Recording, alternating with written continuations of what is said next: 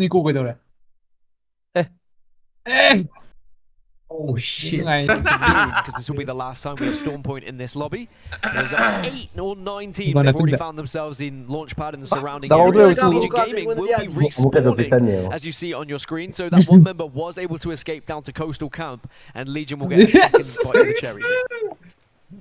Mending gue dorok positif deh ini ku. DXA are about to try and siege, and there is a Sheila in play. Acquaintance trying to line up a couple of members, and instead they've now learned that that's probably not the best place for them to try and rotate. Oh, c'è piccolo che dire Tahu tuh. They use the void passage. Ma sì, una mamma pulita manda che non mai così. You can check your surrounding areas and just take no damage essentially as you make a little bit more of a difficult and unpredictable cross, and they will be able to just reset here pretty comfortably.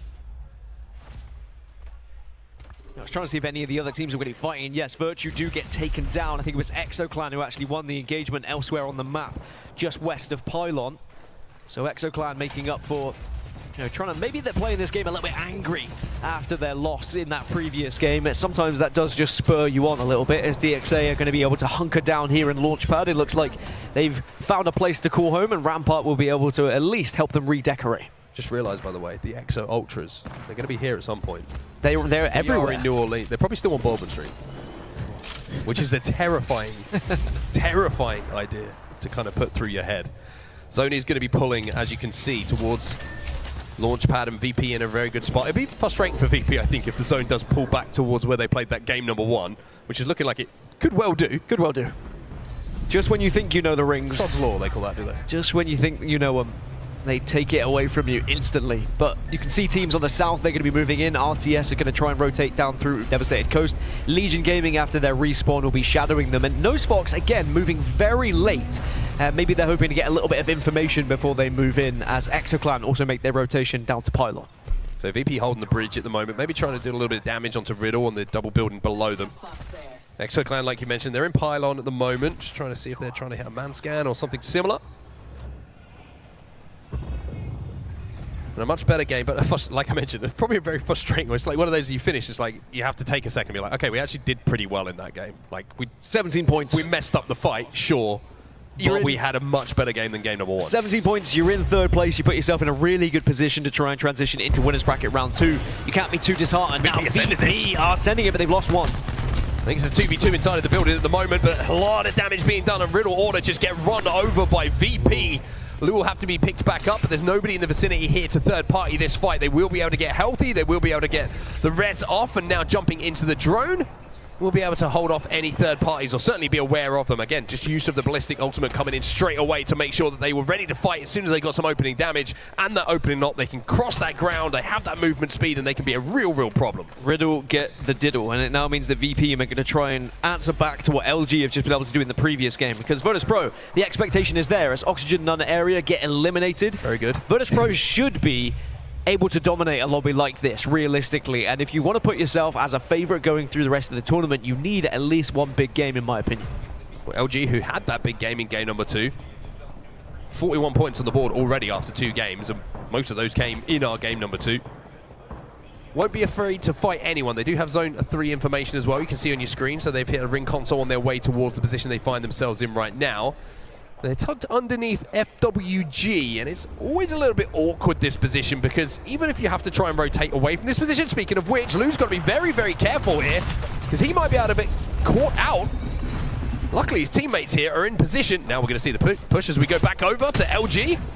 They do take the high ground. They use the evac to get up without giving away their position too easily, and Shubi, with the sling weapon in his hands once again, it's going to be the Rampage who sings and tries to get that opening damage. Obviously with Ballistic, one of the key reasons, it gets revved up when you use that ultimate, and it is as easy as that. 1, 2, 3, slam down, FWG get eliminated, and again, LG show their dominance as Virtus Pro back up to full health here. It looks like they've been able to at least stop that push and maybe take down one of RTS, but just able to get away with the Void Nexus. Look how far he goes, man. Just disappears. I'm trying to look on my map overhead. He went to Broken Moon. He's right on the southern side of the zone where that Void Nexus is down, so we'll be able to survive. Might be able to get a res here as well for a couple of players. Yes, indeed. You can see it on your screen. Great job before observing team to show you exactly where that Void Nexus was put down, but That shows the one of the benefits again of Alta as we see the grenades going in. There's the mother load as well. We see the Void Nexus being popped once more just to escape the onslaught of grenades and fire that was raining down from above. And when Alta first came out, I think that was the intention with the Void Nexus. This is what it was supposed to be able to do, but of course with buffs, with changes, finally we've got to a position where Alta is that legend that you need for those escape routes now. And especially being able to have 2 down on the map has made a big difference. Those folks eliminated. LG now looking for some KP themselves.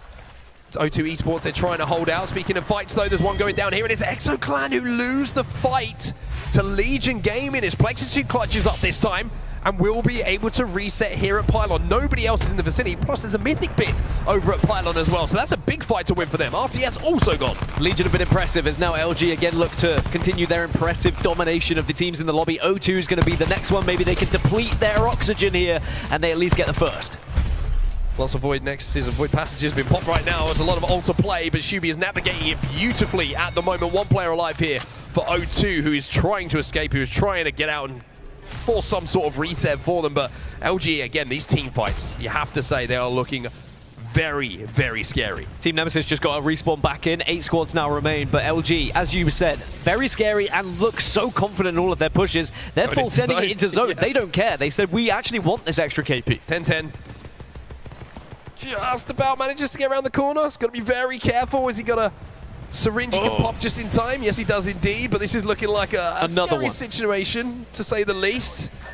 He's tethered as well. But you stay alive a few seconds here, you never know. A couple of KP happen elsewhere, a couple of placement points. Not worth it for LG though. They will now leave the remaining player from O2 Esports, and LG will look to try and move to zone because that ring is going to be closing. Team Nemesis also coming from Stormcatcher. They're going to be one of the late arrivals. And then Legion Gaming, who have been quietly going about their business. Another EMEA team who have fought through challenges many a time will be arriving from that western side. Well, interesting to see for VP. VP are probably thinking, we knew it was there. This zone pulls back towards Launchpad, and instead they move down towards that height of Devastated Coast. But it hasn't worked out too badly for them. We've seen them win a lot of team fights, and they've already got KP on the board. But working their way back towards it, going to be an interesting rotate for them to make, especially, like we mentioned, no Newcastle, no Catalyst to play with this time around. So a little bit of quiet, as actually Zach Mazer just went down in the kill feed.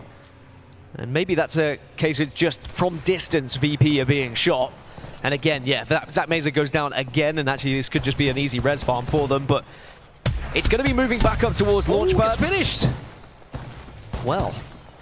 Not so easy. SGB are winners from match 1, taking down Zach Mazer, but Virtus.pro are on their lonesome down at the south, so maybe you can get a respawn beacon comfortably plopped down and Zach Mazer should be fine. But they are going to have to move, our Virtus.pro, because it is coming back up towards Launchpad. Exactly what Virtus.pro did not want. Well, Zoo's got a Zoo? Dude, it's early, okay? Bear with me here. We're actually moving out towards those rocks just on the north side of Launchpad. Saying Lou has no respawn beacon available for him. Stop laughing at me. You've been very harsh on me today. Sorry, mate. This new edginess to you. Sorry. The Nola air. Is it because I beat you at golf last week? It might be, actually, yeah. Did you play golf? No, anyway. Nemesis are just waiting to see if maybe the last remaining player of O2 will come across them, but it looks like 1010 is avoiding them for now. I said it because it's a combination of Zach Mazer and Lou, okay? Zoo. You don't have to explain yourself. I feel like I do. You put me on edge. Speaking of edge, Legion Gaming, they are skirting the edges of the map and they are close to Virtus.pro. Remember, it was 2, but Virtus.pro, I think, have been able to get back up to a full 3 with a respawn, which they have. Time to send it here. For VP, the ballistic ult gets popped. Oh, they're going to be so weak. That they've got to try and fight. Let's jump into a listening of VP as they try and take this fight. I'm gonna fight in the smoke. I'm batting. Fight me. Whoa. Bro, Zach, why, like, dude, come on. Doesn't work out well for VP though. They're going to be falling here and they will be eliminated in 8th position. It's a tough one for VP. Just took so much damage from the ring as they had to escalate up the scares, and the scares, God, is he now? I'm not saying anything. It's contagious. I'm not saying anything. There's something in the air. But Legion Gaming, again, quietly about their business, are just putting point after point on the board, and they are starting to climb those leaderboards, and they look like a real threat in this lobby. But now they arrive from the south, and they're going to have to move through maybe a couple of teams. As LG, they'll be on the northern tip, and actually in a really good position for the final circle. It's darn scares. Shubi now with the bow check in his hand. We probably have to agree to just like give each other a little bit of wiggle room here. Legion Gaming up on this high ground. You can say now they're going to hit the ash port and they're going to be able to get into a very strong position, and there is space still to play with. So it means that finding somewhere to get a little bit of cover means they're going to be not focused by multiple teams. Take yourself to like a finals lobby where there might be 13, 14 teams still alive at this point. These positions become much more playable, but the gen is going to be broken. No Excel going to be available to be popped immediately, and so have a little pop at this one as well. The sling weapon comes out again, and OT Esports will be eliminated next. 6 squads now remaining. Yeah, so Soda are going to be on this eastern side down, and they will have a lot of protection down in this kind of circle area, but Nemesis are going to be on the northern side for them. It's about climbing out and trying to find the right moment to move, but it looks like they did find it, and they can actually play underneath Unleash. So there's going to be a lot of different kind of areas for people to play here. There's a lot of high ground that some can work with, but also areas down low as well. A lot of different spots that you have to try and be careful of, otherwise you might just get caught out by a team hiding out and maybe having one player with an off angle. But Legion Gaming, I said, quietly going about the business. Now they're currently in second place on the southern side. Well, Soten trying to use this evac tower to get up onto the high ground. Maybe they're thinking KP is the play here. They destroy an opposition Void Nexus down on the ground, which will be very frustrating if you're someone who tries to hit that afterwards. But the team who's in prime position to win this game is LG. Once again, they are on the northern side of this zone. They have it all to themselves at the moment. They have the natural rock formations, and everyone who has to leave from this southern side inside of Launchpad will have to fight. So LG have a real opportunity to go back-to-back here. We might actually have the winners of Game 1, SGB, going up against the winners of Game 2 from LG, as they're both going to be on that kind of northwest angle. But Soten getting on top of Unleash was massive, by the way, but it looks like Unleash are going to try and take it back off of them. It's kind of a back and forth at the moment, and now Legion are going to join in with this skirmish that's happening in the Launchpad building. So if you make one wrong step here, if you move just slightly to the wrong angle, you might get taken down by a team just waiting for you. Especially when you've got someone with the Havoc in their hands. Sampe looking to find some angles, just peeking and prodding. I think it's just desperately waiting for a third party to break out. He knows that there's multiple teams inside of this building. Legion Gaming knows there's an opportunity to third if it breaks out, but it's about waiting for that damage to go down, and now we are seeing this fight break out on this second level. And you're expecting surely to see Legion Gaming move in here. It's a 1v1. Unleash will go down. They will fall, and there indeed is the third party. Legion Gaming timing perfectly, but now Nemesis, they see the opportunity to strike, and what was looking like a perfect third party has now turned into an absolute brawl inside of this building. And it's gonna be Team Nemesis who are the fourth party who time it perfectly, and that one will put a smile on Nem's face. But now SGB are also there, but LG are just watching, waiting from the perfect prime position, and they are in such a good spot to be winning this game, and they have Fuse to absolutely barrage the opposition teams here with grenades, and SGB and Nemesis both trying to stay alive. SGB go down, so it's Nemesis versus LG. Now Nemesis are at least up as a full 3, but how do they get out of the sight lines here? Yeah, it's gonna be tough. I mean, they do have Ash available. They don't have a Void Nexus to fall back to, but the zone's going to be closing, so that's going to be pretty much irrelevant. They can, of course, queue through this wall and try and use those microseconds that they have of invincibility being in the Void to try and survive, but it doesn't matter because Shubi hits the 120,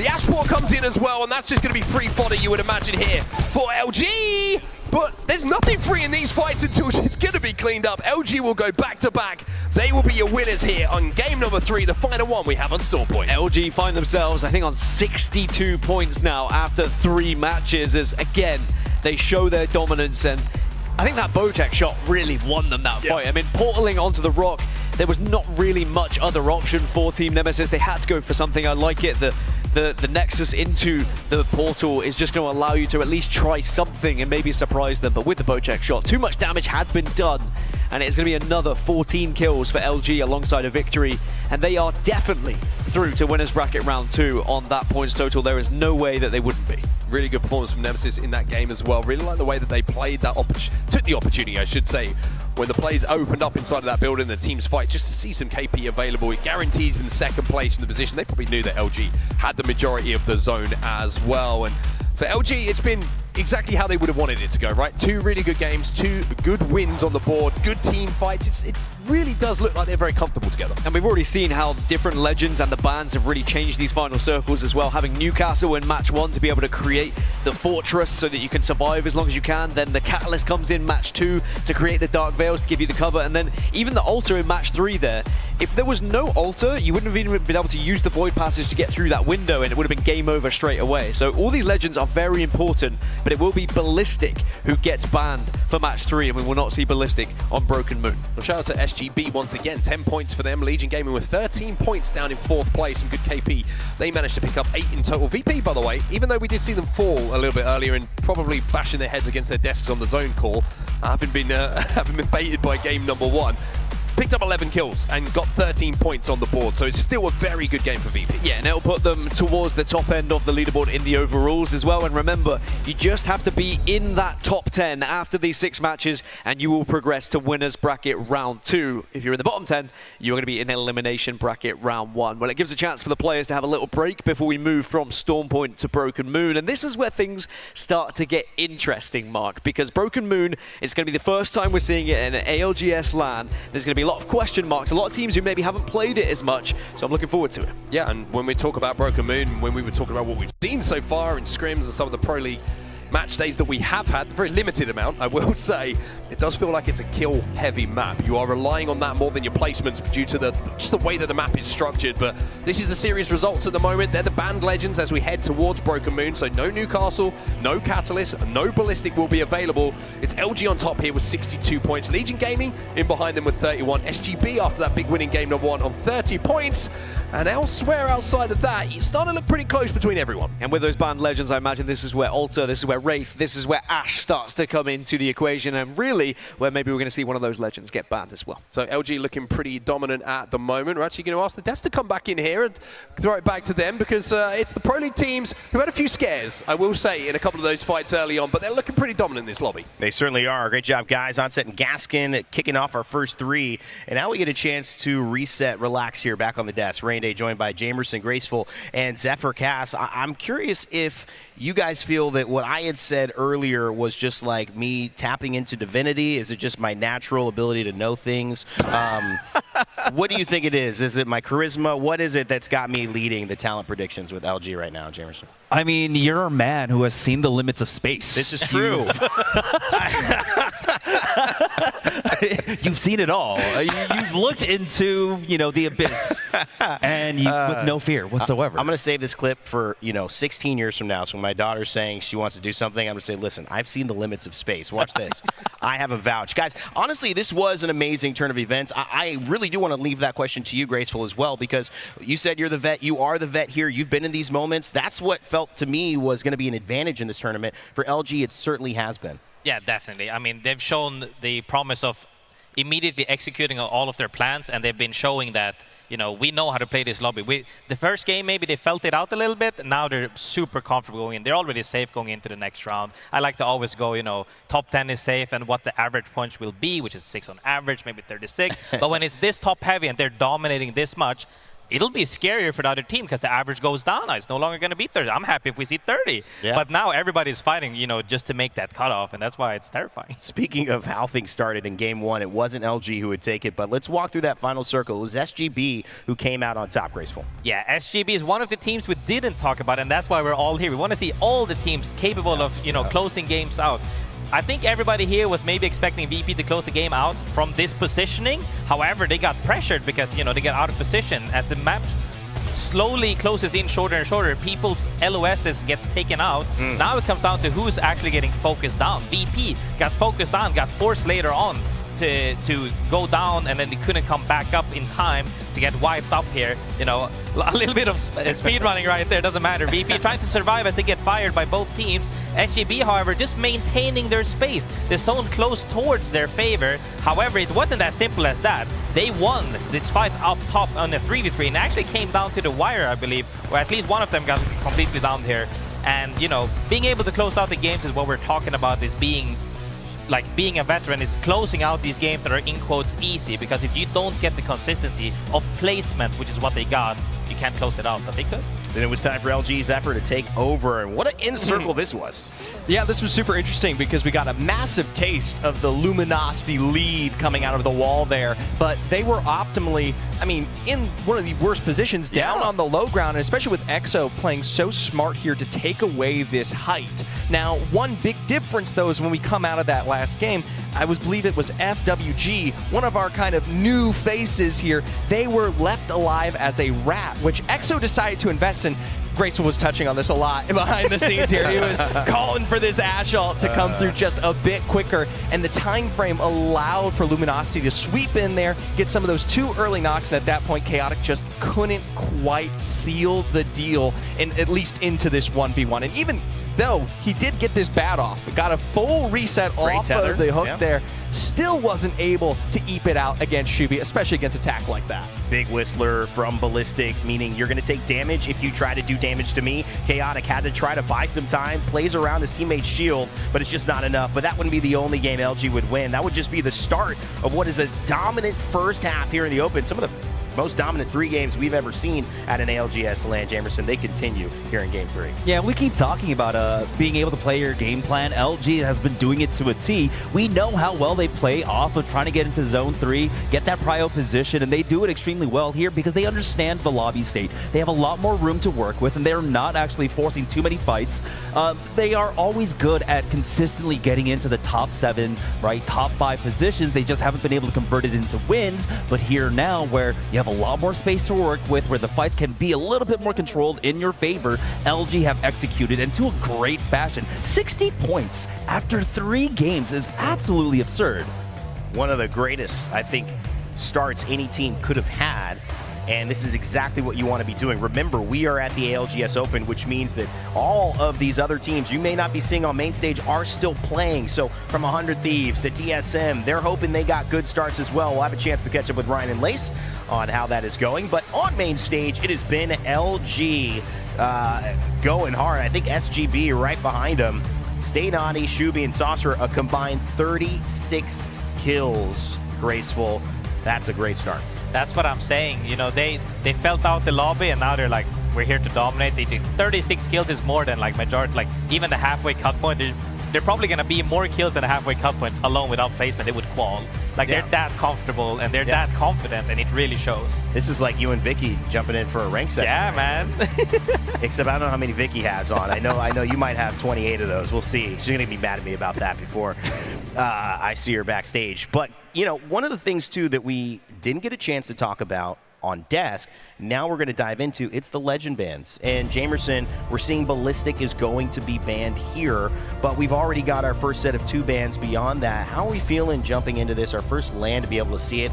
And what does it look like heading into next map? Yeah, I mean, this was interesting because Newcastle has always been a high prio ban, but he usually comes in Game 2, Game 3, somewhere around there. For it to be the first game ban, it's kind of crazy to see that, but I mean, we are seeing that it's the different clashing of styles from the different regions, and right, we're seeing a lot of different picks. Not everyone's prioritizing the Ashe. Actually, that's fallen out of favor, I would say, across the regions overall. We're seeing Alter actually rising in priority as well.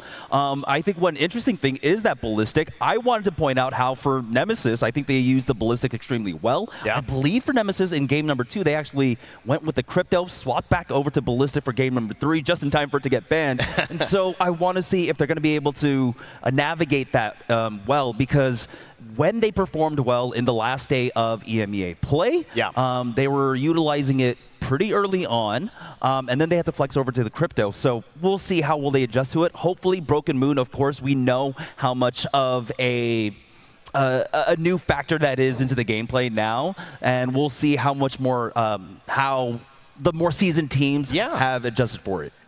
This is all going to be something we keep a very close eye to the ground on. One of the things that we do need, though, is help, and we've got 2 amazing people who are helping us over in the pit where the rest of the squads are playing and having their own legend bans. This time, it's Lace standing by with the update. Lace, how's it going over there? Yes, hello. We're just hanging around in the pit. Honestly, I've been walking up back and forth, watching all the players absolutely dominate. So, of course, you guys have the main broadcast there. I have lobby 2, 3, and 4 to cover. So, you guys, I feel like you guys have it a little bit easier than I do. Now, we'll look at lobby 2. We've got the names of like Shopify, Rebellion, FaZe Clan, also Heroes. Shopify Rebellion at the moment with 59 points, so leading the charge with that lobby 2. And then if we jump over, we've got lobby 3 happening at the moment as well. So we've got, God, these themes just love me right now. Okay, here we go. We've got Falcons. So you've got the teams like Falcons, Gaming Gladiators in our third lobby. So Falcons are sitting at the moment at 58 points.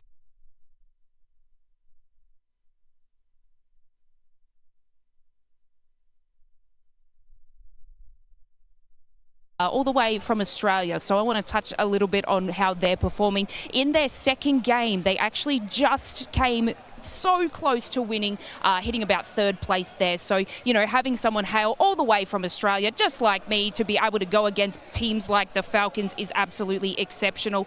Also, right behind me, currently playing at the moment, we do have Team Orchard with, you know, some familiar faces, Rambo and Hambino. They are currently in lobby 4, and they are second place to 100 Thieves. So we have some absolutely crazy juggernaut teams playing in these alternate lobbies with, you know, some teams that are just sort of the underdog stories. So, you know what, we might even see Team Orchards take over the top, win the whole thing of their match lobby 4. But I got to chat to Rambo just before, and the passion that they emuted right after they won a game in their first match was absolutely exceptional stuff. But you know what, we still have more to do in the pit. There's so many teams that will be sort of, you know, a little bit nervous going in against some teams that have been absolutely, you know, playing in every single LAN. But we will update you as it comes. Right back to you guys, casters. Thank you so much, Lace. The action has been nonstop. I'm excited to join Genome here for the ALGS Open, and we're going to be taking you guys through the rest of this series where we'll be going into Broken Moon. Yes, all these new maps coming into ALGS this year. Broken Moon is one of the ones we've been most excited, or at least me for certain, to get my hands on, right? We saw E-District come in through Champs, and now we've got, all 4, well, not all 4, 4 maps out of the 6 maps in Apex Legends here at the ALGS Open. Sorry, King Canyon. Sorry, Olympus. Not for you this time around. Maybe one day. Maybe one day. Maybe. We could be hopeful. Maybe we'll see some changes, see what's going to happen here with those maps. But for now, we get to focus on Broken Moon. And something else that we've been able to basically add on to the ALGS has been these legend bans, right? We said goodbye to Newcastle after game number 1, Cat after game number 2, and Ballistic after game number 3, with LG honestly farming out here within our last 2 games. Yeah, I mean, you were talking, you had a hot take on Pro League, right? You were talking about how good you thought Ballistic was, and the Pro League teams have absolutely agreed with you. As we've moved through this legend ban process from when teams started scrimming with it to Pro League and now into a LAN setting, Ballistic has been moving up in that, you know, he's had a trajectory towards the earlier legend bans, and that's absolutely because teams have been prioritizing him for a couple of reasons. Is, you know, the Whistler it can be a good zoning tool, can put up a lot of pressure on the other teams in the middle of a fight. For me, I think mainly it's the Tempest. It's his ultimate. It just gives you so much move speed. People can't get away from you. You can chase them down. It also makes you a lot harder to hit. Genuinely, just like juking around, if you can add on some of those advanced movement techniques, tap strafing and whatnot, when you've got that extra move speed, it can actually be quite hard to track players. Couple that with an Ashe dashing in front of your face. Good look out here, especially with the integration of Ashe being put inside a lot of these comps. But I love these legend bans. Look at the diversity of comps that we get to see from our squads in the lobby. Alter being another one that I was expecting going into Broken Moon, Genome. Yeah, I mean, obviously the legend bans do change a little bit depending on which maps we're rotating through as well. So if you see E-District, Alter would probably have already been banned out by now, right? Yeah. It's one of the most highly sought after legends in that map, but for Broken Moon, we'll get to see a bit more of it now. Got a little bit of an interesting stat right here, by the way. Looking to see that we have 3 legends with the same pick rate for game number 4. We have Crypto, Ash, and Fuse. Ooh, and then looking at where this zone is going to be pulling, talk about all the information you could get with Crypto, Fuse as well, and then Ash also providing you the mobility that you need to try to get into certain situations, into a better position here, and moving all the way down south, closer to solar pods. Yeah, and interesting to note that we've got 6 Watsons in the lobby right now. Especially when you've still got a Crypto in the lobby, it can be tough to make that pick sometimes because one Crypto EMP can come in and remove all of the utility. You're sitting there, you're setting up your base, you put your pylon down, you take all this time to set up your fences so that nobody can get in, and in the blink of an eye, it's all gone with a Crypto EMP. So we do usually see a bit of an uptick with that legend once Crypto is banned out. It'd be quite a shame if all your fences disappear in an instant like that. Something that a lot of teams have to worry about here, at least. See some beacon scans as well as our squads start making their way over to the south side of Broken Moon. But I'm thinking about the congested points, Genome, when it comes to some of these rotations. Obviously, Broken Moon having those accelerated zip lines, but specifically in those close, tight-quartered chokes that you see coming out of the south side of Quarantine Zone, and then even exiting out of Terraformer over to Cultivation. Yep, of course, they're one of the big features of this map. Have been a little bit contentious, I'd say, in pro play. Pros do have opinions on the zip lines and whether they're good for the game or not. They obviously do provide, quite a fast rotational tool in addition to everything else you've got, in addition to a Wraith portal buffs, in addition to Ash portal buffs, in addition to evac towers. We're not seeing a lot of Valkyrie, I don't think, in this lobby. No. Interesting. Certain regions have been picking up on the Valk a bit more than others, but yeah, I am fascinated to see that there's, if my eyes don't deceive me, 0 in this lobby right now. Nuzlocke's in a great position too. You saw that they'd scanned the survey beacon, so they saw that they had 14 players around them. Now they get to hug the circle beacon here too, while VP in some trouble. A team that I was expecting to really pop off here on Broken Moon, as they have had way more success on this map versus Stormpoint. So much more. We were just looking at the stats before. They actually picked up 70% of their points so far in Pro League just on Broken Moon alone. So if you have a look, I mean, they're quite far behind. If we're looking at the standings in terms of them versus LG right now, they've got about a 40-point lead. That's gigantic. But is there a chance for VP to make that comeback here in the last 3 maps? I think it's possible. It's always such a tricky point to hold here, up on the high ground on top of this building, looking down at, I believe it could be Nosfox or SGB in the compound that's right below them. But once this zone starts pulling to the south, if it does, you're kind of out in the open, right? And then everyone's going to be looking at you through that choke where that compound is, where you see that ring console. Unleashed, though, in some trouble, taking a good amount of damage, but a nice trade here, allowing them to get the KP. Looks like they're getting the better of DXA here. That's a couple of the AFAC South homies going down there.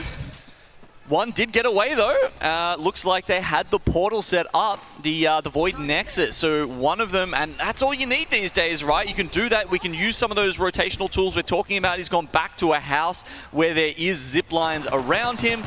May be able to use that to find a crafter and get the teammates back up and running. And you're talking about the Portal Nexus. This is what the Portal Nexus allows you to do. Hey, you want to reposition? Hopefully nobody ended up taking up the high ground right here. You get to get right back to where you were situated before. They saw that they missed time the third party, so they just want to hold that high ground.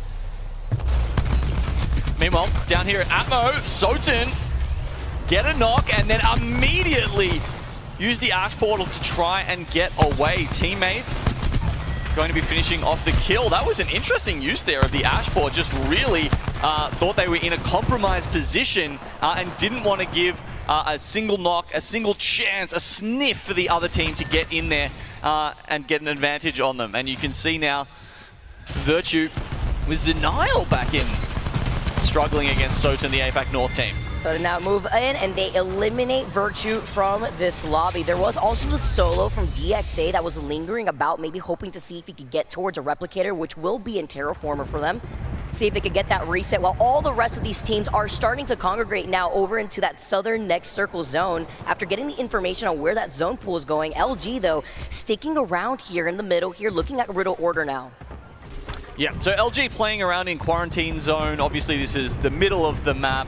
Almost everybody, not everybody, okay, a lot of teams do have to rotate through quarantine zone. So if you are LG and you're just looking to have a very kill-heavy series, it makes sense to plant yourself in quarantine zone.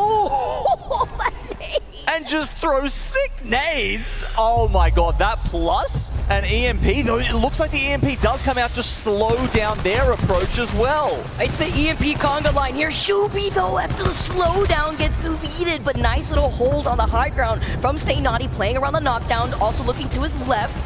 Get the little trait here too. They're trying to take a different angle, but it's only up to Stay Naughty from LG. The P20s, he lets them ring and he takes out Riddle Order, man. The time to kill on the Akimbo P20s still slays again. I mean, it would have been crazy for that fight to go any other way with how good the opening was there from LG, and also just how high their confidence must be right now after demolishing the rest of the lobby on Storm Point. Yeah, let's not ignore the fact that they are absolutely farming right now. You can see it with the way that they're playing with confidence, trying to take these fights. You saw the kill leaders on your top side of the screen, where all 3 members of LG are just reigning in this lobby.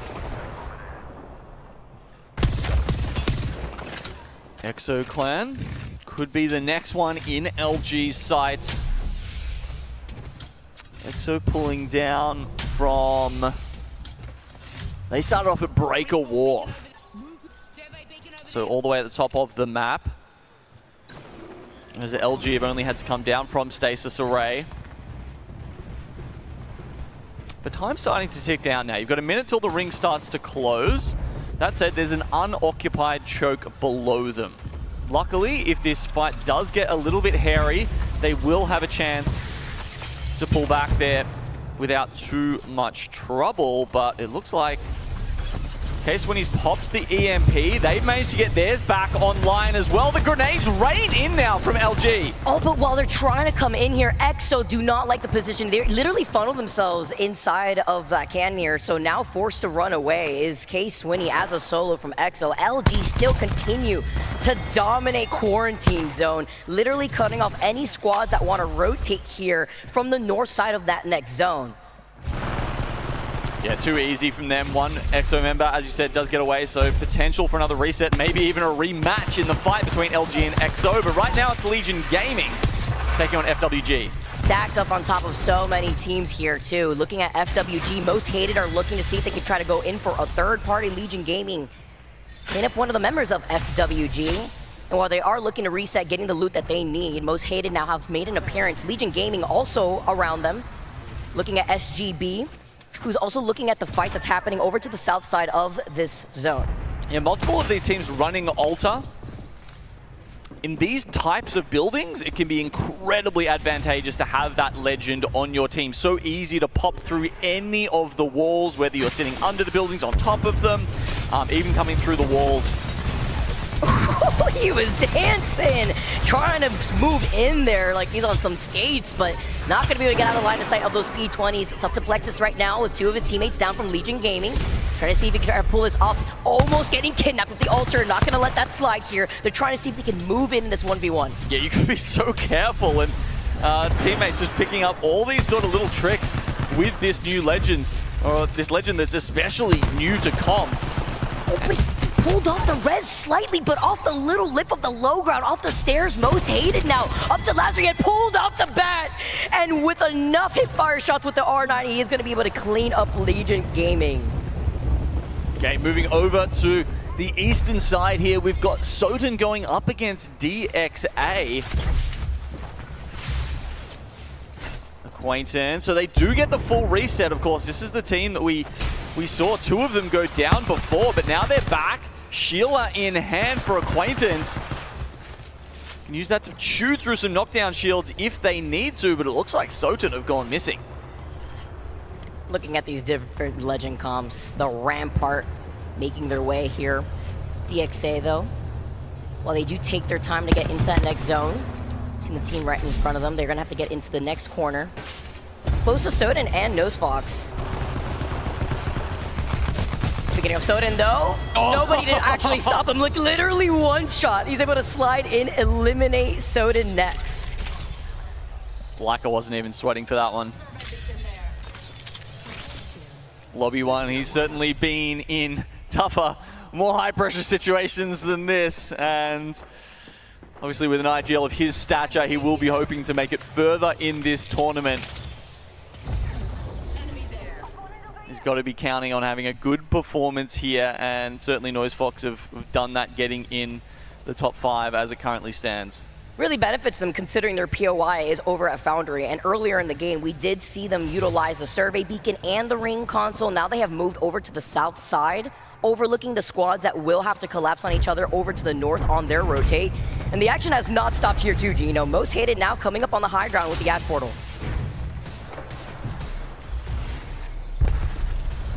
Sitting above them, just looking for that opening.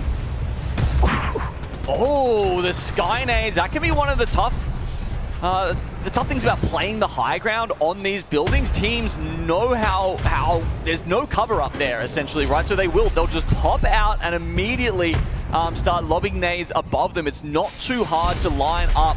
Oh, good kidnap there! They beamed him! He has to go all the way back up. Hopefully his teammates get to hold that corner as he tries to reset. Nice little attempt here from Most Hated, but still taking this very patiently. So from high ground to low, still just looking for that opening. I mean, if that had been a knock, obviously that would have changed everything. You would have seen them shift into top gear immediately, but they can't quite get it.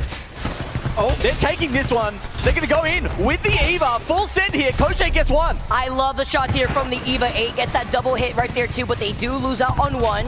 2v2 here with the Knuckle Cluster providing that extra cover, but the walls and fences around the portal too, but he slides in. It's just enough to get another knock. Just one left as they try to leave on the Ash Portal, and he did not drop down on top of it, so he couldn't take it with him. And they finally get him at the very end too. Meanwhile, Lou in the feed popping off with the Kraber. Oh, no. Make it 2! In the distance, you can't run away. Most Hated get eliminated. Yeah, that was such a heads-up play, putting the Watson fences around the portal. They thought that would buy them time to get the res off, but knowing that they were going to stick it, or seeing that they stick it, they could commit to the fight, and there was such an easy cleanup with the Eva from that point on. Down to 10 squads now as EXO-Clan go down. Two looking to get involved here. The EMP coming out. Knows, looking around the other side of the crates. Get the next knock, then get the other. DXA Esports get eliminated next. You could hear the 30-32 in the distance as Leica tries to take some shots with the G7.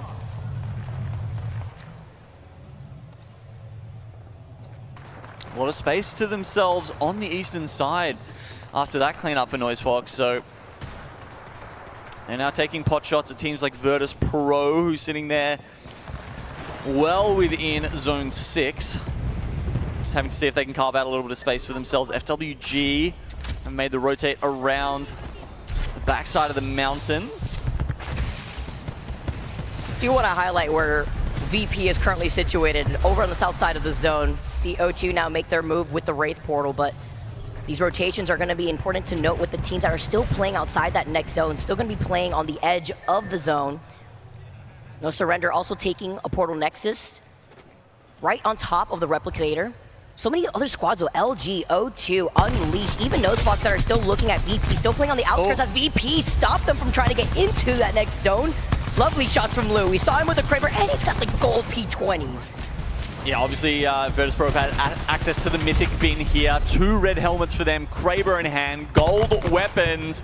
That's going to spell doom for NoiseFox if Virtus Pro want to push this any further, but they don't, because there's a team behind them sitting on their Void Nexus. While Slayer was taking care of it, making sure they could hold it down though, they try to go for the reset. Luke comes back, the last one alive for Virtus Pro.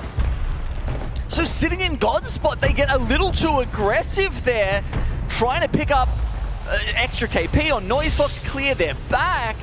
But the Anchor cannot hold it down against a full team. I mean, with the amount of altars, you have to worry about the Ashes too. You have to imagine the rotation opportunities to get on top of that high ground just as easily. Lou's still alive, trying to run outside of the zone, but he's gonna get cut off. Farufa up on the high ground, even with the blue shield. There's nothing you could do when you have low HP like that. No, so that's gonna be a Kraber and some red helmets donated to these other teams now. And VP, we were saying how this was potentially their chance to kick it up into into first gear there and get closer to the top of the leaderboard. It's obviously going to be very hard to catch up to LG, and at this point, honestly, maybe impossible. It's almost a 40-point gap. Some of that extra KP, though, we have to look at where VP is in our top 3, as Nose has been playing phenomenal so far this game. See them holding on to this BOI for quite some time, but also trying to counter-rotate around a lot of the pressure from the teams that have come in from the north side. With RTS sitting now on the second floor, they've usurped VP and taken that over between them and NoiseFox, and with just so many alters in play, you just can't feel as safe as you used to, you know? You're never sure whether you're going to get sucked outside through a void passage, whether they're going to come in and just take the fight to you. I'm going to look like a chameleon looking behind my back to make sure I'm not going to get pulled from the back from the low ground too, or an Ash portal up on the high ground. You see all the sky nades on top of it too. Crazy here as RTS still hold on to the high ground inside this building. Interesting choice going for the double dash on the purple perk for Ash there. Most people are going for the double portals, but in situations like this where you level up to purple and you're kind of inside the zone already, you're unlikely to have to make further rotations. I can see the argument here, right? To give yourself more mobility and more combat effectiveness. Comes in terms of the composition you're also running together with your team. The EMP comes out. Nade coming right back down after a little slowdown here.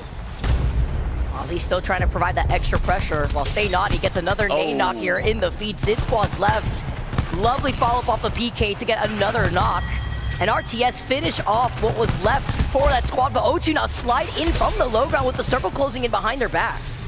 Yeah, not to be confused with Oxygen None area. O2 are going to go down as well, so no oxygen left in this lobby at all. No room to breathe for the 4 squads left alive.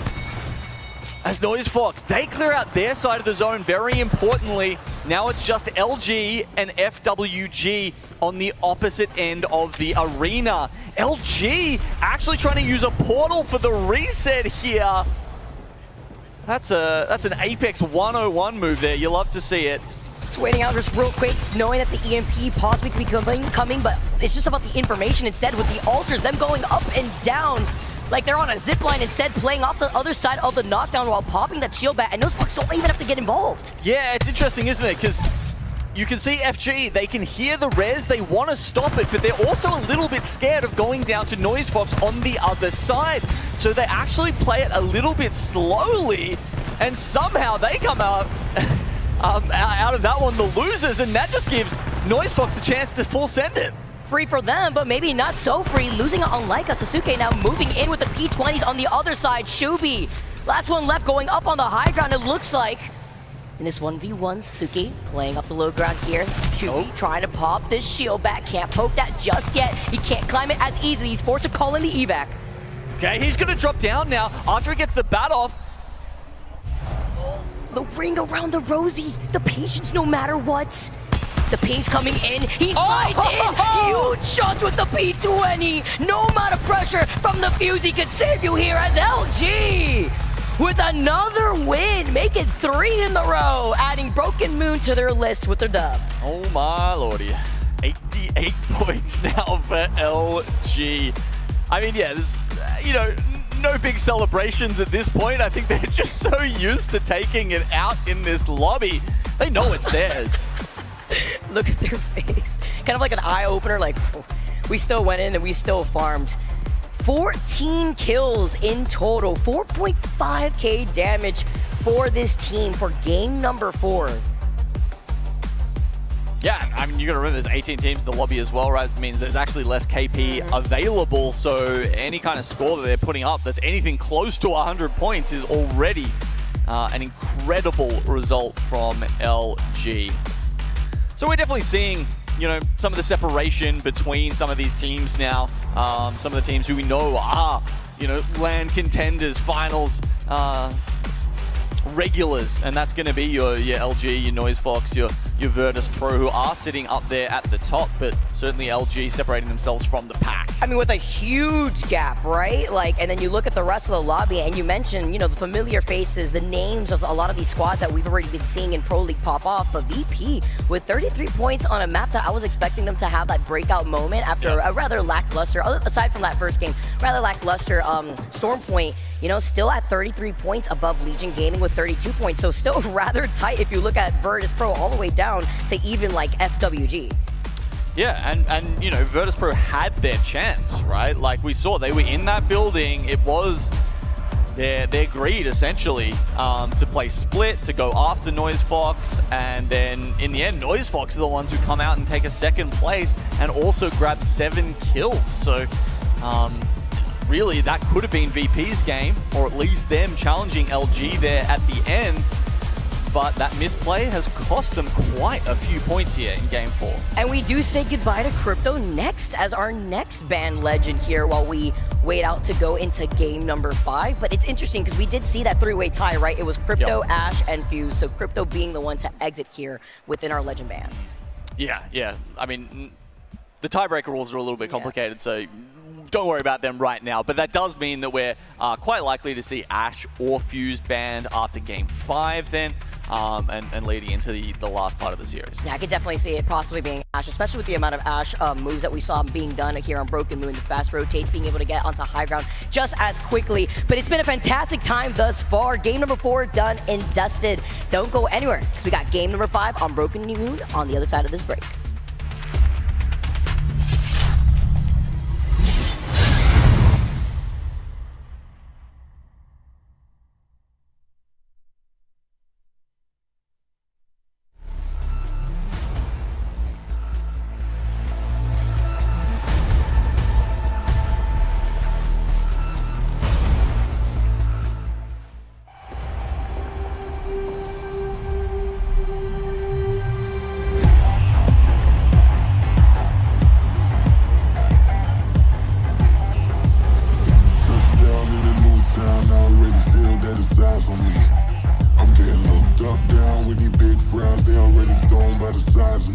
Nobody do it better than me, not incredibly. I do this competitively, uneditably.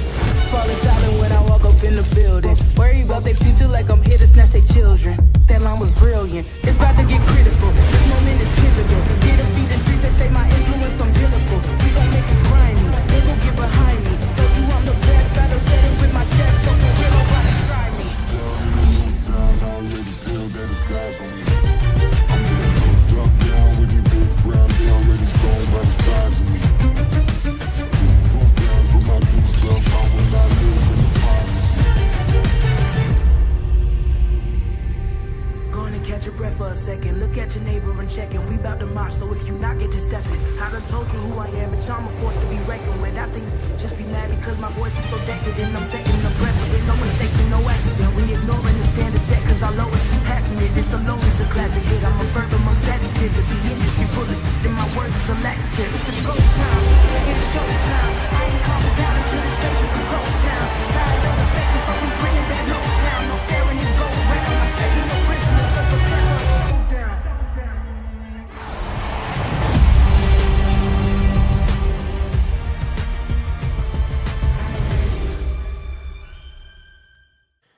Alienware, the official PC of the Apex Legends Global Series.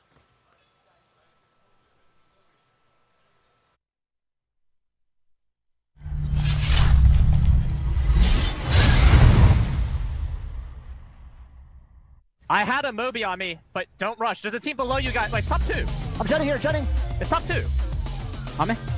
On the head glitch, all of the head glitch. Go behind him. Dead. I'm with you. We killed one. Zip, ban. Go back, keep ban now. 130. Last guy, 1v1. On me. Fuse, right below. You can heal, I'm watching. You're good. Heal. He's right here.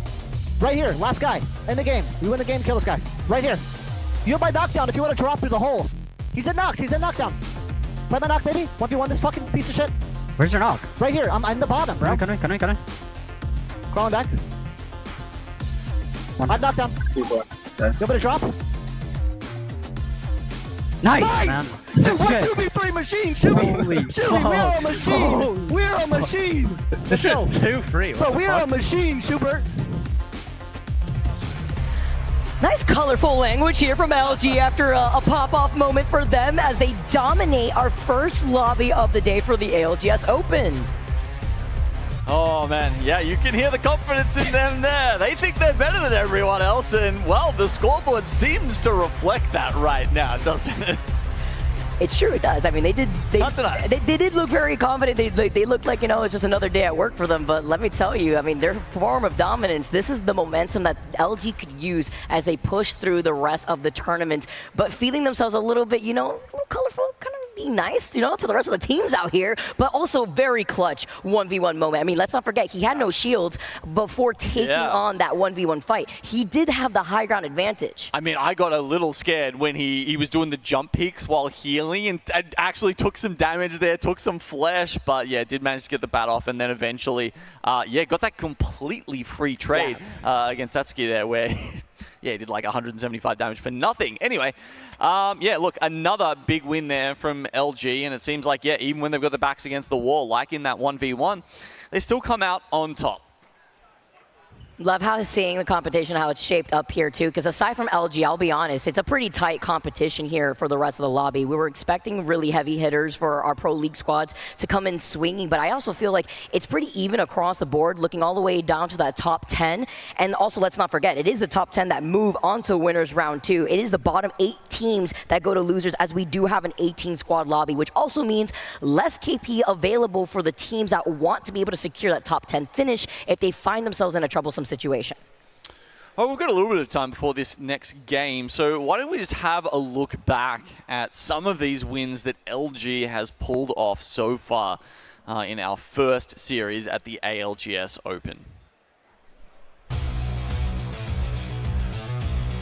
Here's some of these final circles. Start off at match 2. So we had the ski lifts down here on Storm Point. This is when Source was going nuts with the Kraber. You can see here they've walled themselves off, found a nice little pocket with cat walls here. And they're playing from the low ground, but, you know, regardless of that, they've got the Tempest. Is obviously at this point, Ballistic is still in the lobby. And, you know, yeah, it just allows them to not have to worry about any of their resources, right? And this is something actually we were talking about in the green room, is that they've got the Kraber at this point. That gives you unlimited ammo on the Kraber. Like, straight up, one of the most broken things, I think, since they made that change to Tempest Ultimate, because that was actually a limitation that they placed on it when Ballistic first got brought into the game. And now they're just like, nah, man, you can just take as many Kraber shots as you want. Like, before you had to be so careful about them. You only had 12, super limited. And now it's just like, you know, use that thing like a machine gun, hip fire all you want, and yeah, you take the win. And it lasts for so long too, and then you have to consider that in implementing the Nox, right? And it also really interesting to look back at these games and see what the potential of these reset legends that are not available right now, how that's influenced the pace out for teams going to Broken Moon, right? No Cat, no Newcastle out here. You can't go for those hard resets. Instead, it's a lot of repositioning now moving forward. Yeah, and I think you're seeing a lot of these top teams who are just so much better at using their presence. They can make themselves felt in those sort of situations. That is actually crazy that, like, they get sent on in such an aggressive manner there, but still manage to pull it up. I guess that's where the Ashe nerf comes in, right? She moves through the portal slower now, so you actually get a little bit of time to see that that's coming and react if an Ashe is aggressively portaling on you like that. That's a really good point, especially when you feel pressure from the zone and you already took a Bocek headshot to the face. So this is a great 1v1 too that we just saw after game number 4, our first game on Broken Moon for the day. But Shuby was able to get that reset off the bat before dropping down. Obviously trying to see where the positioning of where that player was before dropping down again. But also the pings and the comms from his teammates really helped out in terms of noting where the positioning was. Oh, okay. I think, was that I think they were trying to throw out a knuckle cluster? Was that what I saw there? So that's why when he swung around, he's locked into the animation from the tactical, and he can't fire back. So perfect timing there from Shubi, and that's how he wins the 1v1 in the end. Should be feeling himself for today, too. I mean, even earlier in the first 3-game highlights, you know, finding those highlighted mooning moments. As you can see, 23 kills going in favor of Shubi, and right alongside him, Stay Naughty with 18 KP, Saucer right there with 9 KP, but putting down the peppering, putting down the damage that they need to get the follow-up. Putting the sauce on top? No, we can. Some extra sauce, maybe. I don't know. I mean, Saucer, you know, gotta make sure that everything is served nicely on a plate for Shubi and Stay Naughty. Yep. It's hot sauce today. I mean, at what is it, 88 points or whatever they've got? Give me that. Where's one of those bottles of the Nessie hot sauce we have? They may be in my bag, so I don't know. You didn't hear from me, though. But it's pretty fitting considering that we are in NOLA. As we take a look at a couple more stats for Shubi here, not only has he done the 23 KP, but 6.5k damage over the course of 4 games. An incredible amount of damage and kills that this man has laid down so far. It's been a masterclass from LG so far. And you saw like every one of those fights was almost a completely different situation, right? Like game 2, not in a great spot, low ground. They somehow managed to dig themselves out of it. You know, game 3 was a little bit easier, but then game 4, you know, have to come out in the 1v1 in the clutch and win it. So yeah, it's not like it, you know, all of them were in the bag. They have had to fight, but that's the thing about these top teams. They seem to be able to find their way consistently to the dub. As we get set up here for our next game of Broken Moon, our players are ready to go here. It's a little bit more time. Remember, we did see Crypto be the next legend banned before diving into this next game. We saw a 3-way tie originally. Very interesting. I do predict that for this 5th game, we could expect perhaps maybe Ash, with the utility that we saw into Broken Moon game number 4, the opportunity to get onto high ground instantaneously too. The Altar also providing such great opportunities to try to go in for a 3rd party here. Where's that stat line? 22 kills, 14 kills, 14... Wow. Yeah, look, I mean, it'll be interesting to see how we handle some of the stats going forward. Because obviously, I mean, if you're looking at all games across all lands, like, pretty much every record's just going to get broken this LAN, right? Because, yeah, there obviously there's a greater range of skill in the teams that, you know, we're getting here, which is amazing in some ways. We've got, you know, I've already seen some of the, you know, Apex South teams that have been casting for years and years, and these guys who've been grinding away in Pro League but never had a chance to strut their stuff on stage, to get here to a LAN, to meet all the other people that they've been playing with for this whole time. So some real cool positives about being here at the New Orleans LAN. Here's the POI draft we've got here on Broken Moon. VP, #1 pick, of course, going for Quarantine Zone. It's basically 3 POIs in 1. And they were enjoying their fast rotation from their last map. Didn't work out for them so well, but hey. Same thing can honestly be said about LG with the way that they quickly rotate out of stasis. They also have the survey beacon there available to them before making their way over to where that next zone could potentially be going. As game number 5 starts up here on Broken Moon, LG has just been terrorizing this lobby. As you take a look at the kill leader on your screen, again, Shubi with 23 kills. All 3 members, honestly, of LG being up there. Stay Naughty to follow up right behind him. But it's great to see. You mentioned what the potential skill gap there's been in a tournament like this, right? You also have the opportunity for the left field Dark Horse to really come out and showcase what they got to show us. And again, it is just our first series of the day, so we have a lot more action to go. Yes, it'll be fascinating to see. I mean, there's so many teams here, surely someone's going to have that breakout performance, right? We've just got to wait and see who that is.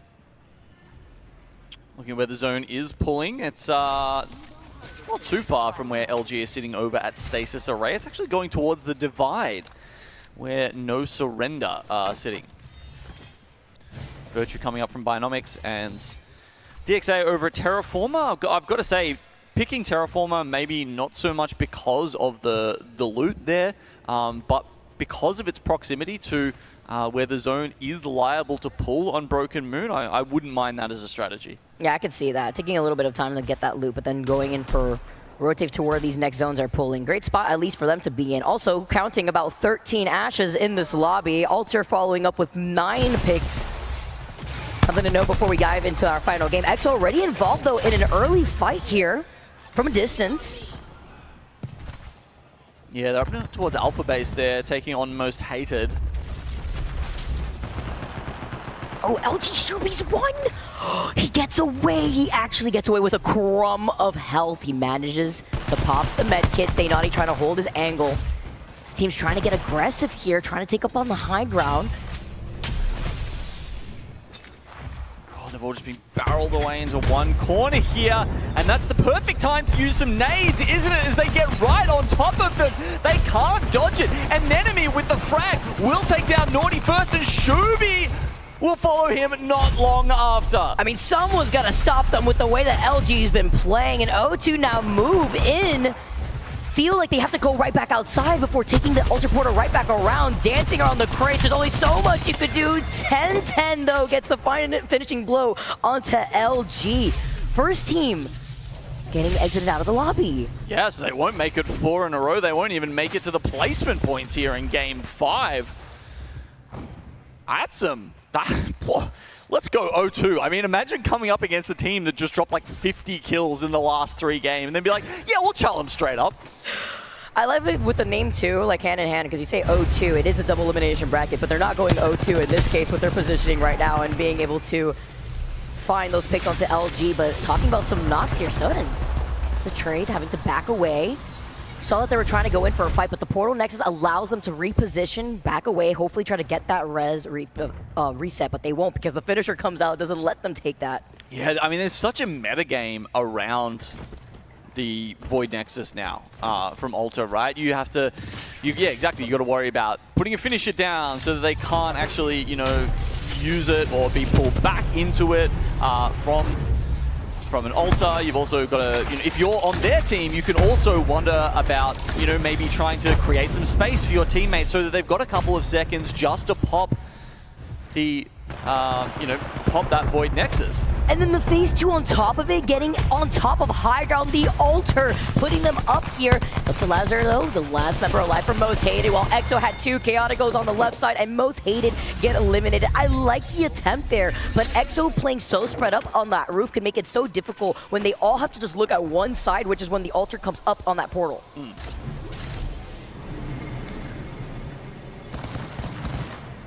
SGB, nice little evac over the mountains here. They've decided to go sort of north of Bionomics. Perhaps predicting that this ring will pull further over there and not be a pullback towards Terraformer, which, from my eyes, still looks to be a distinct possibility. I gotta hype up again, like the fact that this is our only lifeline here in the lobby, SGB. Like we have 1 Pathfinder, 1 Mad Maggie, 2 Mirages, 3 Rays, 7 Fuses. It's fantastic. Even looking at Bangalore, 7 picks here. Watson with the 8. Like you mentioned, Genome in our last game, no crypto, right? So no EMPs to worry about here in this case for the teams that want to bunker down. NF also down a teammate here. They lost out on their Bangalore, but because they have the Mirage here, they could try to make some moves. Yeah, and interestingly, I think we've only picked up maybe 1 Watson, right? We were saying how, you know, we could see an uptick considering how big of a counter crypto is, but yeah, only +1 as far as I've actually no, maybe it's +2. Anyway, look, a small increase. I think the other thing is we haven't seen any Gibraltars introduced. That's another character that you will see come into the lobbies at some points once crypto is out.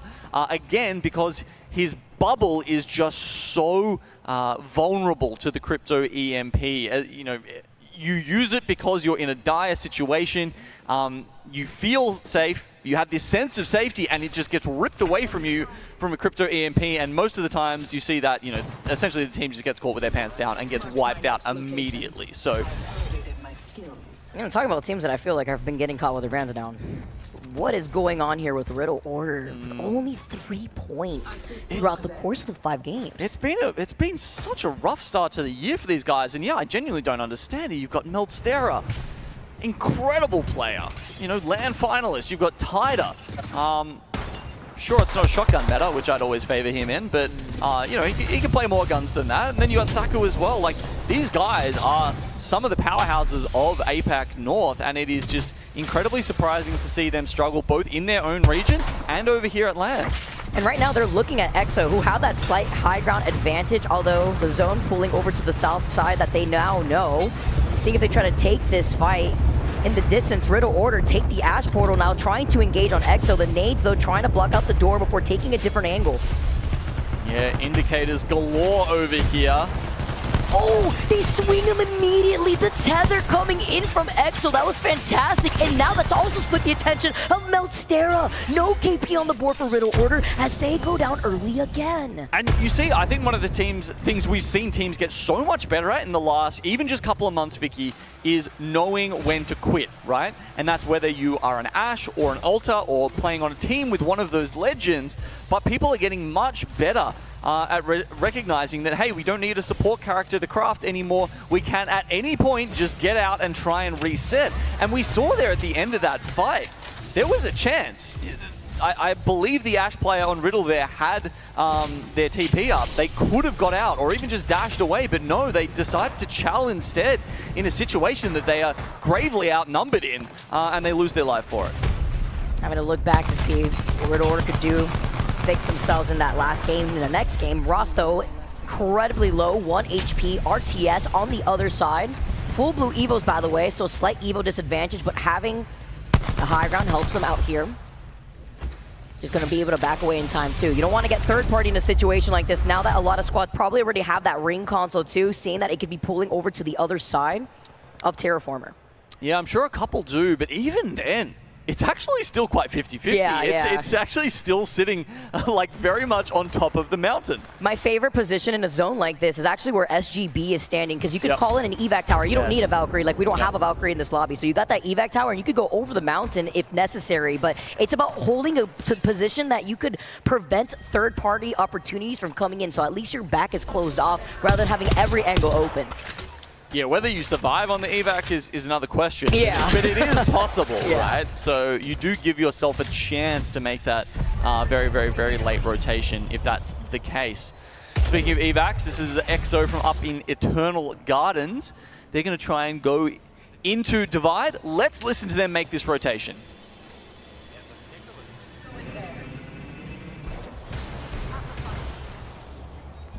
I'm gonna phase it with you guys. I'm going to say that. Nice. I'm moving up on him. Yeah. Okay. I'm pulling on him. Nice. No. I've run back. Nice. Oh my god. I'm buying. I'm dead. Jumping in. I'm buying. No, wait. How did you miss like that? Get him. Nice. That's one. Wait, on me. One more dead. No, I can't. Run away, Arctic. One south east. One chasing. Two chasing. Jumping on you. Only one chipping. Still shoot if you want. Just keep running. One still on me. The passionate comms coming in from EXO. They tell him to keep running. They're chasing him down, but he can't go anywhere. Even with the Arc Star down at his feet. And after getting that finishing blow and sending EXO back to the lobby, we get a quick pause here. But you got me on the edge of my seat here, basically, after watching and hearing that listening from EXO. Yeah, look, it was a hype fight from them. Unfortunately, they took my advice from earlier, right? Did a little better than Riddle Order in terms of trying to get out and make it out with that last character, but unfortunately, can't quite get there. I mean, you know, we're talking about like throwing the Arc Star at your feet to get away. Like it's something that pro players are really good at. I got to say, that's one of the small things I've noticed just lately about like M&K advantage, right? Being able to someone that's trying to get away, just being able to chain movement, be able to like say 180 in the air, throw a grenade at your feet, 180 again, and keep going, jump, sliding, tap strafing, whatever you need to do to try and get away. It's one of those spots where having the access to that extra movement on M&K can actually give you an advantage over the control players. And that sensitivity, right, too? Yes, like that's exactly. that big advantage. Usually you'll have the players playing on 4-3 linear out here, and so hey, you know, it's great. But in a situation like that, I definitely agree with you, Gino. You know, you gotta get the other hand too, where you get the Skynade instead sending up, where you know they're chasing you, but that's with a little bit more distance, right, than what we saw right there from EXO. Very difficult. I mean, also we saw that with the zone pulling in and the positioning that Virtue was sitting over by Divide. Get little hellos here from our squads, but kind of feeling yourself being gate-kept here into that next zone. We could expect a lot of these squads coming in from the north side, but not just that, as well as the west side of this zone. So we take a look at the stats while we get ready here. SGB with 32 points, but I want to look at that cutoff. Look how many teams are currently tied with 21 points, and we still have one more game to go, Gino. Yeah, one and a bit, right? And I guess something I really want to lay out here while we've got a little bit of time just waiting for this pause to get resolved here, Vicky, is that dropping down in a series can have dire consequences for the rest of your tournament here in New Orleans, okay?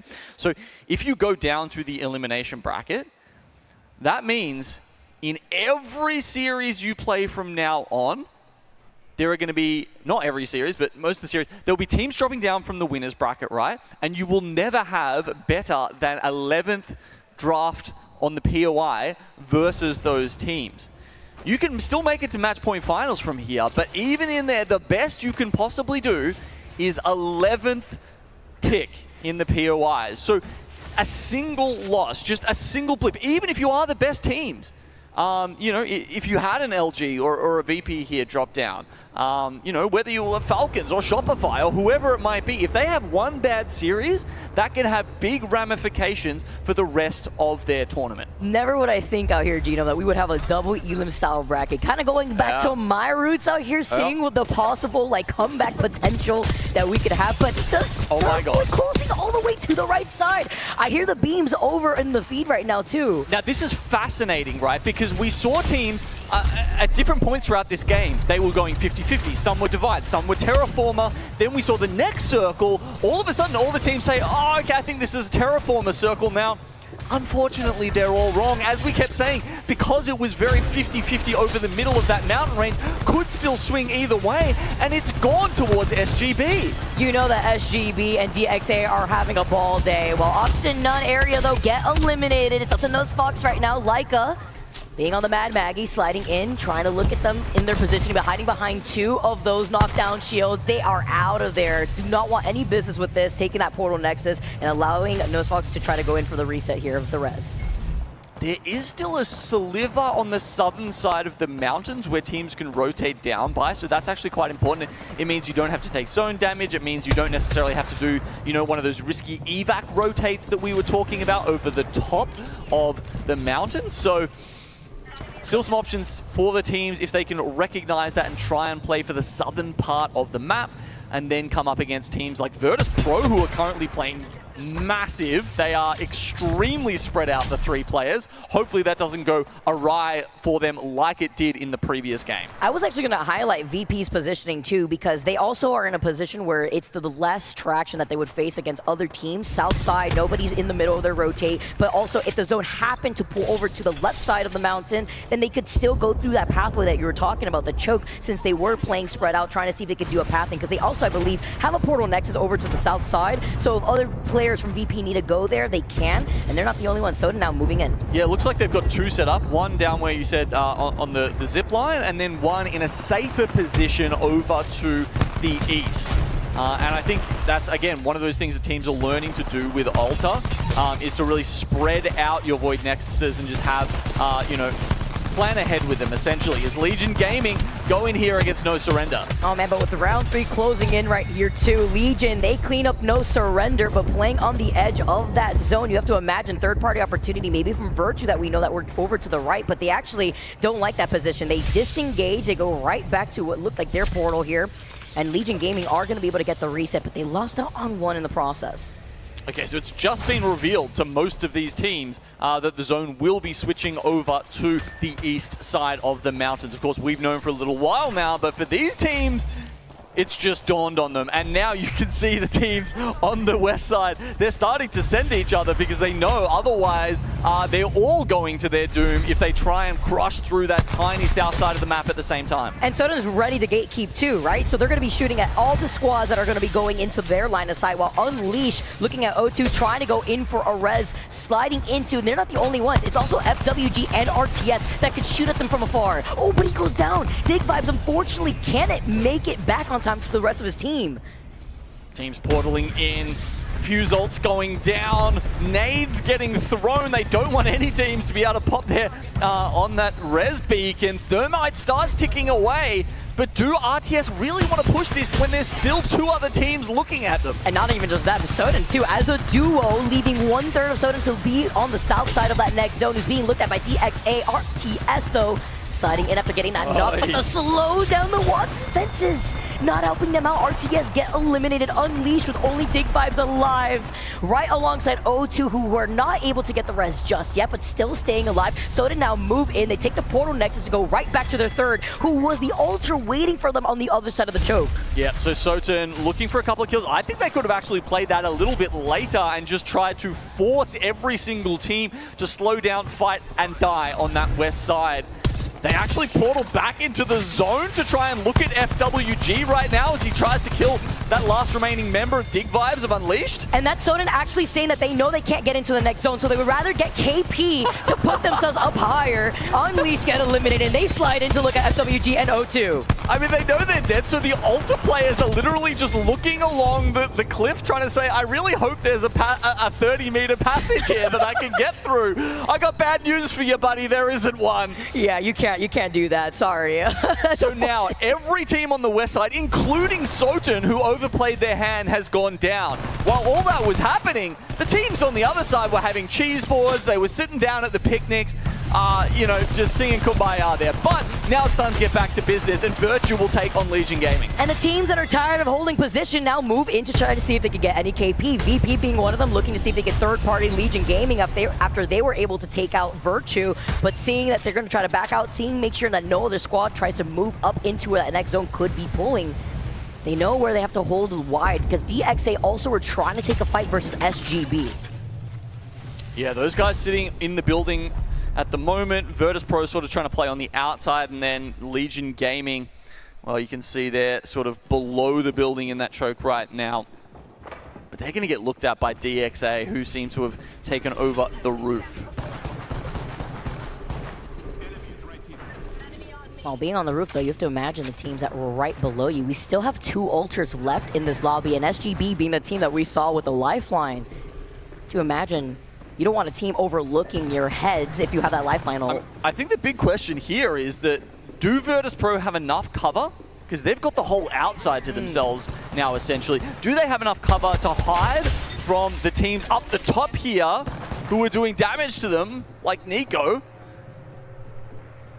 Can they wait it out for long enough for these 2 teams, other 3 teams now that are really clustered around the building? Okay, yeah, probably below this bridge.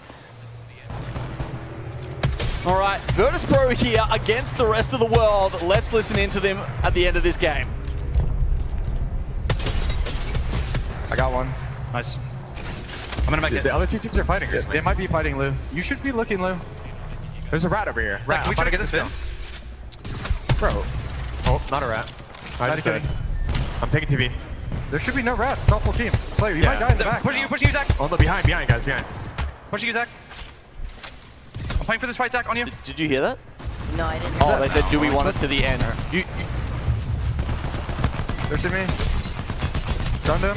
Nice. Oh, even with the shield swap, though, they get taken out. They knew it was inevitable. They knew the third party was going to slide in as Virtus Pro get eliminated. DXA now move into the low ground. So because Legion didn't have as solid a position there around the building, they decided to take their chances and actually take the fight to VP on the outside. Turns out to be a smart decision. They win it, and now they are essentially in the shoes of what we were just explaining about VP's position. And most importantly, too, when I was looking at the squads that were left in this this final zone. The two teams that were waiting patiently in those buildings up on the high ground are full blue Evos, while the squads on the low ground had the full purple Evo, so still slight advantage here for them to work off of. About the smallest ash portal I've ever seen. They're really worried about traversing that 10 meters of ground there. But hey, why take a chance? DXA hold the other angle looking at Legion. They cannot reveal themselves beyond this rock though, because SGB will have them in their line of sights before this next zone starts closing in now. And I love this call from DXA, right? They've said, well, if we stay into the building for too long, we'll just get forced into an ugly fight with SGB. So they play this proactively and go out, find a little bit of cover behind that rock. You also saw the ping there. The ultimate accelerator being pinged for DXA because they have a seer, so they will have that dome, so that with the exhibit will allow them to see where everybody is once everyone's forced to drop down and collapse. Yeah, exactly. One of the only teams to be bringing that in at this late stage in the series. We've been seeing him just pop up just a little bit. SGB, okay, interesting. It's a very aggressive, well, not aggressive, but proactive lifeline ultimate here, just to give them some cover. Remember, indestructible cover. The only way you can really get in there is with Skynades, but they've also got the Watson. All right, Plex is getting a little bit too aggressive here too with the Ash Portal. They fully dive down though. They see the opportunity from Legion. They fully commit, and DXA just walk in to take the game. Your game number 5 winners as the patience indeed pays off. I mean, DXA, like straight up, just counting their blessings at the end of that one. I mean, you really couldn't have it handed to you any better than that. You got 3 teams, Mexican standoff essentially, and the other 2 just point their second gun at each other instead of you, and you've got free fire on them. It was a rough spot for the Lifeline team. I mean, I don't know, maybe they could have... This is like seconds matter in these end games, right, Vicky? And sometimes the other 2 teams, they weren't really focusing that hard on the Lifeline team.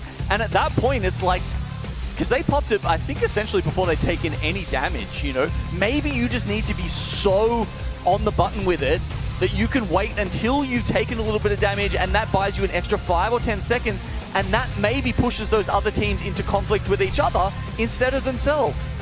It's crazy. We also saw the the Altar Portal at the very end there that also was repositioning another player that forced them to get beamed right off the rip before going right back. As we take a look at the match results, 4KP going in favor for DXA. Second place, we see SGB. The 2 teams that we saw holding up on the top of that high ground, while third place, Legion Gaming coming in with 8KP.